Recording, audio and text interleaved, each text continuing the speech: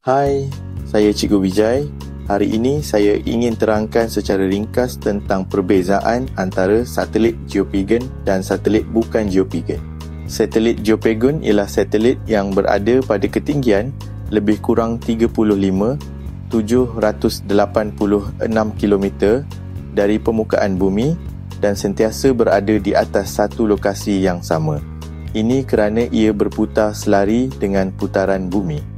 Satelit ini banyak digunakan untuk telekomunikasi, siaran langsung dan ramalan cuaca kerana kedudukannya yang tetap, manakala satelit bukan geopagan mengorbit bumi dengan lebih pantas dan tidak berada di lokasi tetap.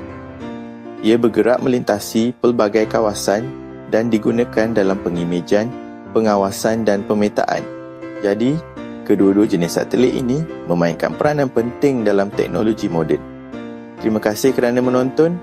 Saya Cikgu Vijay. Jumpa lagi dalam video akan datang.